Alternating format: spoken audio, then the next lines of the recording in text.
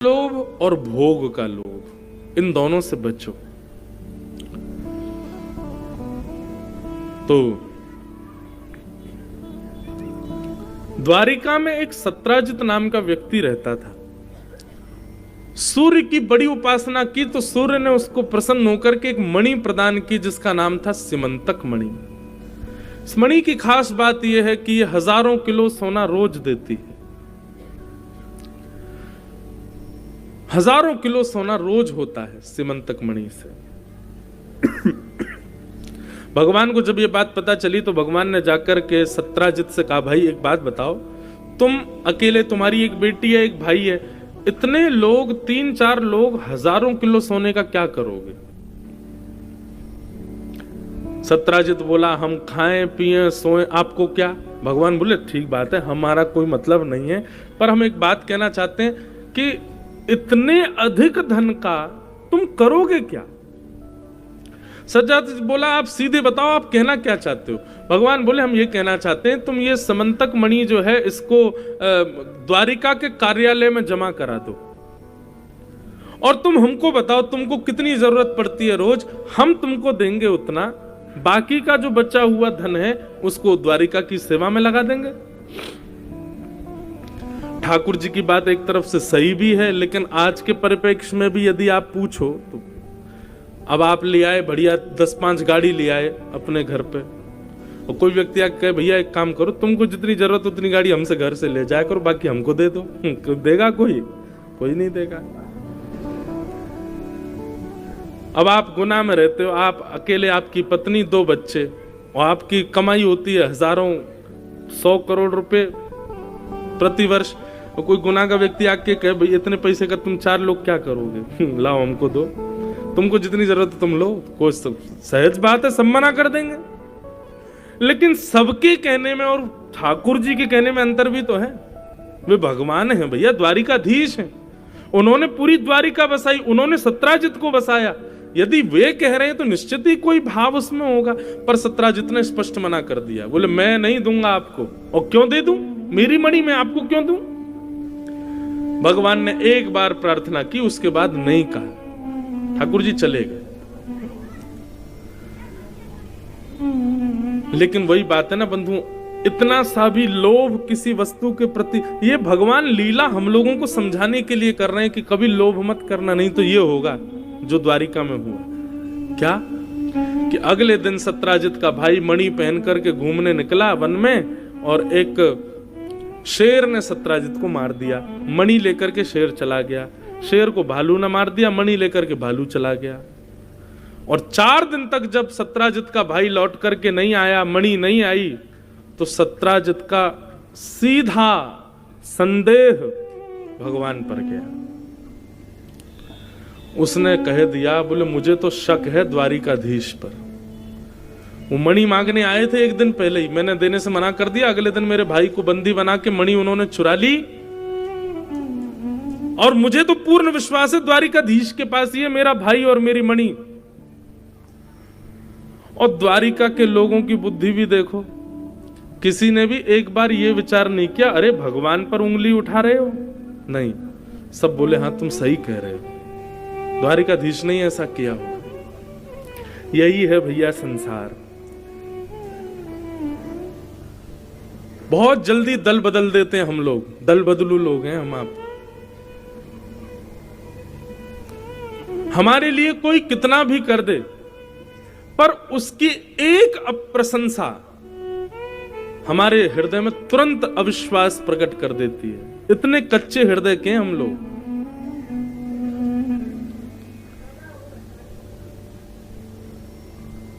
भगवान भी ये सब ठाकुर जी की लीला है। भगवान हम सबको दिखाना चाहते हैं, द्वारिका को दिखाना चाहते हैं, देखो द्वारिका बसाई मैंने, सबको बसाया मैंने, सब कुछ किया मैंने, लेकिन मुझ पर संदेह करने में किसी को एक क्षण नहीं लगा।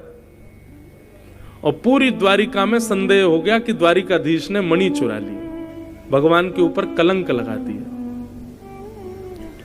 ठाकुर जी को जब ये बात पता चली तो भगवान मुस्कुराए। अच्छा एक बात बताऊं बंधुओं, दोषी व्यक्ति जो होता है ना, वो दोष लगने पर दोष के सबूत इकट्ठा करता है और बहुत बोल करके ये बताना चाहता है कि मैंने ऐसा नहीं किया, मैंने ऐसा नहीं किया, ये मेरी गलती नहीं है, मैंने नहीं किया। पर जिसका दोष नहीं होता है ना, वो मुस्कुराता ही है, वो शांत हो जाता है, मौन हो जाता है। मैंने गलती करी नहीं तो मैं क्यों सफाई दूं। दोषी व्यक्ति सफाई ज्यादा देता है, लेकिन ये हर बार नहीं है ये। कई बार ऐसा होता है कि दोस्त तुम बेचारे पे मढ़ ही जा रहे हो, उसके सिर पे लगाए ही जा रहे हो, चढ़े ही जा रहे हो, नहीं तूने ही किया जबरदस्ती, तो बेचारा क्या ही करेगा, तो फिर उसको भी आना पड़ेगा, नहीं नहीं भैया मैंने नहीं किया ऐसा। यही स्थिति द्वारिका में। पहले तो भगवान कुछ बोले नहीं, भगवान बोले बोलने दो, सबको द्वारिका के लोग हैं भैया, ठीक है कोई बात नहीं। लेकिन जब बढ़ते बढ़ते इतनी स्थिति हो गई कि केवल भगवान के महल को छोड़ के बाकी सबको शक हो गया कि ठाकुर जी ने मणि चुराई है। भगवान बोले अब तो उठना पड़ेगा। लेकिन भगवान ने सफाई नहीं दी। ठाकुर जी सेना लेकर के निकल पड़े, बोले मणि ढूंढ के लाऊंगा मैं, कहां है।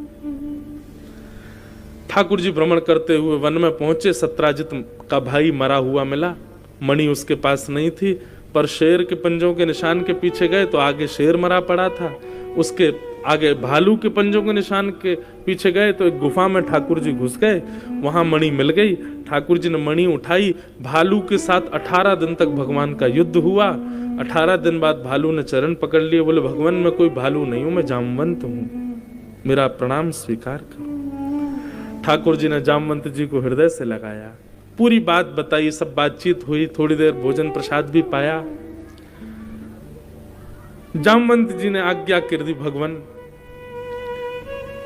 अब मेरी एक बात मानो। बोले क्या। आप मणि तो ले ही जा रहे हो, साथ में मेरे हृदय की मणि को भी ले जाओ। भगवान बोले तुम्हारी हृदय की मणि? तो बगल में बैठी थी जामवती, बोले इससे आप ब्याह कर लो, मेरे जामाता बन जाओ। जो सुख आपने श्री जनक जी को प्रदान किया जानकी जी से विवाह करके, तब से मेरे मन में अभिलाषा है कि मैं भी आपका कभी ससुर बनूं, आप मेरे दामाद बनो और दामाद के पैर छूं, दामाद को हृदय से लगाऊं, अपनी बेटी को उसके बगल में खड़ा हुआ देखूं, ये मेरा मन है भगवान। भगवान ने जामवती की ओर देखा। ठाकुर जी बोले एक कलंक हटेगा दूसरा लगेगा। क्या बताओ, भगवान को कोई नहीं मिला, इंसानों की कमी पड़ गई जो जानवर की बेटी से ब्याह कर आए। जामवंत जी बोले भगवान लीला पुरुषोत्तम हो आप, मर्यादा नहीं, मर्यादा तो आपकी गई त्रेता में, अब तो आपको मेरी बेटी से ब्याह करना पड़ेगा। भगवान ने जामवती जी को बिठाया। अच्छा अब इसमें ना एक बात आती है, क्या जामवती भालू जैसी थी? अब इसका प्रमाण कहीं शास्त्रों में होगा उनका रूप कैसा था, पर इसके दोनों भाव हैं कि जामवती जी परम सुंदरा भी थी और एक जगह ऐसा भी भाव आता कहीं पर कि जामवती जी बिल्कुल भालू रीछों जैसी ही थी। ठाकुर जी लेकर के उनको द्वारिका आ गए और देखो, चाहे भालू के रूप में हो चाहे मानव के रूप में हो, ठाकुर जी को रूप से मतलब नहीं है। ये बात तो पूरी कृष्ण लीला में ठाकुर जी सिद्ध कर चुके हैं कि आप बहुत सुंदर हो तो ठाकुर जी आपसे रीझेंगे, ऐसा कदापि नहीं है। ठाकुर जी रूप का सौंदर्य कभी नहीं देखते। भगवान ने जामवती के साथ ब्याह किया। भगवान ने आकर के मणि दिखा दी, भैया सबको पूरा वृत्तांत बता दिया, पूरी द्वारिका को पता चल गया कि मणि कहां से कैसे मिली, क्या हुआ था। तो सब द्वारिका के लोगों ने भगवान से क्षमा मांगी, बोले भगवान हमने आपके ऊपर लांछन लगाया। और अब द्वारिका के लोग गालियां देने लगे सत्राजित यादव को, जिसकी वो मणि थी, कि इसी ने हमारे कान भरे थे कि भगवान ने हरण कर लिया है।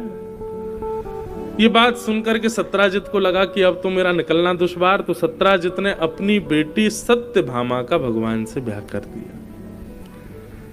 पहला ब्याह रुक्मणी, दूसरा जामवती, तीसरा सत्यभामा। और कहते हैं सत्राजित ने दहेज में वही मणि रखी भगवान के आगे। भगवान बोले उसको ले जाओ मेरी आंखों के आगे से, मुझे नहीं चाहिए बिल्कुल भी, हम आपकी कन्या से ब्याह कर रहे हैं, बस बहुत है इसे। अब मणि भगवान ने अस्वीकार कर दी। लेकिन वही बात है ना, मणि पर तो बहुत लोगों की दृष्टि थी। सत्राजित की बेटी सत्यभामा की पहले किसी और से सगाई हो चुकी थी, और जिससे सगाई हुई थी वो इसीलिए ब्याह कर रहा था कि मणि मिलेगी। उसने देखा कि अरे ससुर जी ने तो बिना बताए ब्याह कर दिया कहीं और मणि और नहीं दी। कृष्ण ने मणि नहीं ली, तो इसका मतलब मणि अभी ससुर जी के पास है, मैं ले सकता हूं। और सतधनवा ने अर्धरात्रि में सत्राजित का वध कर दिया और मणि चुरा ली। सतधनवा कौन है? सत्यभामा जी का पहले मंगेतर था, ये इससे ब्याह होने वाला था सत्यभामा का। इसने सत्राजित को मार करके मणि को चुरा लिया। अब जैसी मणि चुराई, अगले दिन खबर पहुंची, सत्यभामा रोने लगी। भगवान बोले सत्यभामा क्यों रो रही हो? बोले मेरे पिताजी मर गए। भगवान बोले हमारे ससुर जी पधार गए? बोले हाँ। तो ठाकुर जी इतना रोए, इतना रोए, इतना रोए, सत्यभामा से गले लग लग के रोए, जमीन में गिर गिर के रोए, मेरे ससुर जी कहां चले गए। ठाकुर जी नाटक कर रहे थे रोने का। क्यों? सत्यभामा को खुश करने के लिए। देखो हम तुम्हारे पिता से कितना प्यार करते हैं।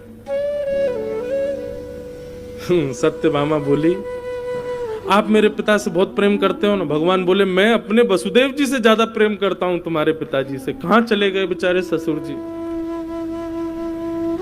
सुनिए, रोइए मत, मेरी बात सुनिए। हमारे पिताजी की स्वमित्री मृत्यु नहीं हुई है, अपने आप नहीं मरे वो। भगवान बोले तो फिर? बोले मेरी जिससे पहले शादी होने वाली थी सतधनवा, उसने मेरे पिताजी को मारा है और मणि को चुरा लिया है। अब मैं चाहती हूं, आप मेरे पिता से बहुत प्रेम करते हैं, इतना रो रहे हैं, आप जाइए सतधनवा को मारिए और जाकर के उससे वो मणि लेकर के आइए जो उसने चुराई है। ठाकुर जी के आंसू अपने आप सूख गए। बोले ये तो हम अपनी जाल में फंस गए, ये मणि से बचने के लिए ही तो हम सब कर रहे थे और ये मणि फिर से आ गई हमारे जीवन में। भगवान ने सत्यभामा की बात मान करके सतधनवा को पकड़ के मार दिया, पर सतधनवा को पता था भगवान मारने आएंगे, इसलिए उसने मणि अक्रूर जी को दे दी थी। भगवान को उसके पास मणि नहीं मिली। लौट करके भगवान आए, सत्यभामा ने आते ही मांगा मणि दो। भगवान बोले हमने सतधनवा को मार दिया। बोले वो ठीक है, मणि दो। ठाकुर जी बोले उसके पास मणि नहीं थी, हमने उसका घर देखा, उसका सब देख लिया, उसके सब वो कहीं रखे आया मणि, हमको नहीं पता कहां है। तो सत्यभामा ने ठाकुर जी को ऐसे देखा कि भगवान समझ गए कि इसको हम पर शक हो रहा है, संदेह हो रहा है।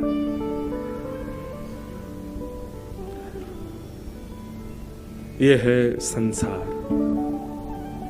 यहां भगवान को नहीं छोड़ा गया तो हम आप तो मानव हैं। ठाकुर जी ने आज की जो लीला है ना, भगवान की द्वारिका लीला में ठाकुर जी ने वो चीजें अनुभव की जो एक मानव को गृहस्थाश्रम में करनी पड़ती। पहली बात, आप समाज के लिए, संसार के लिए, विश्व के लिए कुछ भी कर मिटिए, लेकिन आपकी इतनी सी चूक और सब आपको गालियां देने लगेंगे। आप परिवार के लिए, पत्नी के लिए कुछ भी करो, पर एक दिन उसके हृदय में भी आपके प्रति संशय आ जाएगा। और आप चाहे करोड़पति हो, खरबपति हो, एमएलए हो, डीएम हो, एसडीएम हो, प्रधानमंत्री हो, ये एक ना एक दिन सबको अपने जीवन में ऐसी सिचुएशन फेस करनी पड़ती है, सबको। जब भगवान नहीं बचे तो हम तो मानव हैं। इसलिए तैयार रहिएगा बंधु, जीवन में प्रतीक्षा करो उस समय की जब सबको आप पर अविश्वास हो जाएगा। और एक दिन आएगा, चाहे 5-6 दिन के लिए ही ऐसा समय आए, चाहे 5-6 घंटे के लिए ऐसा समय आए, लेकिन आएगा जरूर। और वो समय आपको सिखाने के लिए आएगा कि लो देख लो किसको तुम अपना मानते हो। यहां सब तुम्हारे विपक्षी हैं, सब तुम्हारे विपक्ष में खड़े हैं, सब तुम्हारे युद्ध में विरोध में खड़े। इसलिए भैया ये एक लाइफ का लेसन है कि जहां अपने भी विरोधी होते हैं, अपने भी विपक्ष में आ जाते हैं। अच्छा एक बात और बताऊं, कई लोग क्या करते हैं पता है, ऐसी सेंटिमेंटल बातों को काट करके और फिर उसको वायरल कर देते हैं। और इन बातों को सबसे ज्यादा पता कौन शेयर करता है? जो वास्तव में परिवार के साथ विद्वेष कर रहा है और परिवार उसके विपक्ष में, तो वो डालेगा, देखो महाराज जी कह रहे हैं परिवार विपक्ष में आ जाता है, मेरी कोई गलती नहीं थी, तुम लोग देखो मेरे ऊपर लांछन लगा। उनके लिए नहीं है ये बात, ये उनके लिए जो वास्तव में सत्य हैं, लेकिन फिर भी समय ऐसा आता है कि सब उनके विपक्ष में आ जाते हैं, जैसे ठाकुर जी के साथ हो रहा है। सत्यभामा ने 1 वर्ष तक ठाकुर जी से बात नहीं की। सोचो, ये तो भगवान है साक्षात। ठाकुर जी बोले कोई बात नहीं, मत करो बात, हम क्यों ज्यादा वो करें कि हमने गलती नहीं करी, है ही नहीं मणि हमारे पास। लेकिन सत्यभामा को यही लगता रहा कि इन्होंने मणि अपनी पगड़ी में छुपा रखी है, मणि कहीं छुपा के धरी है, और ये जरूर रुक्मणी को देंगे या किसी अन्य पत्नी को देंगे, मुझे नहीं दे रहे हैं। 1 वर्ष बाद एक ब्राह्मण का आगमन द्वारिका में हुआ। उसने अपनी 10 उंगलियों में अंगूठी पहन रखी थी सोने की, गले में खूब सारी जंजीर डाल रखी थी सोने की, कानों में कुंडल, पैरों में पायल सोने की। ठाकुर जी बोले ब्राह्मण या तो इतना धनवान होता नहीं है, और इतना धनवान हो भी जाए तो ब्राह्मण प्रदर्शन नहीं करता है, ये प्रदर्शन कर रहा है, भाई क्या बात है, इनको बुलाओ इधर। ब्राह्मण को बुला के भगवान ने कहा इतना धन कहां से आया तुम्हारे पास, ये सोना सोना पहने घूम रहे हो, ऊपर तुमने चोटी में गांठ भी सोने की बांध रखी है, कहां से आया इतना सोना? बोले महाराज सब आपकी कृपा है।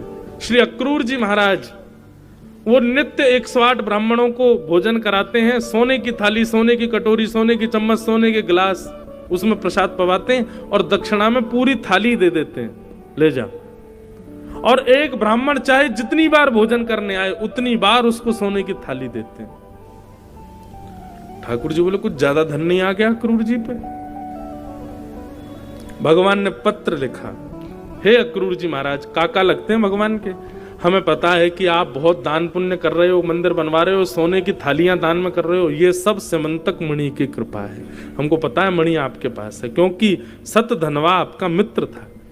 हम आपसे मणि नहीं मांगना चाहते, बस हम ये चाहते हैं आप द्वारिका आकर के सबको दिखा दो कि मणि आपके पास है। तब अक्रूर जी आए भगवान से क्षमा मांगते हुए। उन्होंने जब सबको दिखाया कि मणि हमारे पास है, तब सत्यभामा ने भगवान से क्षमा मांगी। भगवान बोले क्षमा की कोई आवश्यकता नहीं है देवी, ये संसार है, यहां विश्वास को पनपने में पूरा जीवन लग जाता है और अविश्वास को जन्म लेने में एक क्षण भी नहीं लगता। अविश्वास एक क्षण में जन्म लेता है और विश्वास को जन्म लेने में पूरा जीवन निकल जाता है। ये संसार है। आपको पता है संसार को शास्त्रों में क्या कहा जाता है? संसार थोड़ी कहा जाता है। शास्त्रों में संसार का नाम है दुखालयम शाश्वतम। क्या नाम है? दुखालयम। क्या नाम है? आप लोग पढ़ने कहां जाते हो उसका नाम क्या है? विद्यालय। भोजन जहां करते हो उसका नाम भोजनालय। कार्य जहां किए जाते हैं उसका नाम कार्यालय। पुस्तक जहां पढ़ी जाती है वो पुस्तकालय। ऐसे ही दुख जहां भोगे जाते हैं वो दुखालय। पुस्तकालय में भोजन मिलता है, भोजनालय में पुस्तक मिलती है, कार्यालय में भोजन किया जाता है, विद्यालय में खेला जाता है नहीं। इसी प्रकार दुखालय में सुख कैसे मिल जाएगा? नहीं मिलेगा। जैसे स्कूल पढ़ने जाते हैं पर पूरे दिन में एक पीरियड खेल का होता है, ठीक वैसे ही दुखालय में भोगने दुख आए, कभी कभी एक आध पीरियड सुख का आ जाता है। बाकी कांस्टेंट रहने वाला, निरंतर रहने वाला, हमेशा रहने वाला तो दुख ही है, उसको स्वीकार करना पड़ेगा।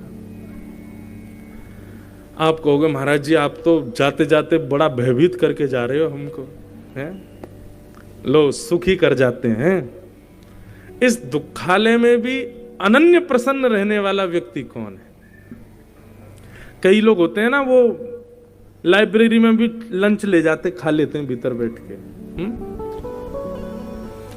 कई बालक ऐसे होते हैं वो विद्यालय में भी पूरी विद्यालय की जितनी भी पीरियड होते हैं उसमें भी खिलते ही रहते हैं। कई लोग होते हैं वो कार्यालय में भी सब काम करते हैं, मतलब विपरीत कार्य करते हैं, जहां जो करना चाहिए उसके विपरीत। ऐसे ही इस संसार में जो अनंत आनंद में रहते हैं वो कौन है? वो स्वामी तुलसीदास कहते हैं, दीन कहे धनवान सुखी, धनवान कहे सुख राजा को भारी, राजा कहे महाराजा सुखी, महाराजा कहे सुख इंद्र को भारी, इंद्र कहे चतुरानन को सुख, ब्रह्म कहे सुख विष्णु को भारी, पर तुलसीदास विचार कहे, हरि भजन बिना सब जीव दुखाए। जो ठाकुर जी से संबंध नहीं बनाते, जो ठाकुर जी के संबंध में नहीं है, वो सबसे ज्यादा दुखी है संसार में। इसलिए भैया भगवान को अपना मानो। सूरदास जी कहते हैं, बिन गोपाल को नहीं अपनो। ठाकुर जी के अलावा अपना कोई है ही नहीं। ये अपना शब्द सबके लिए प्रयोग मत किया करो, ये हमारे हैं, ये हमारे हैं, कोई आपका नहीं है, केवल गोपाल जी हमारे हैं।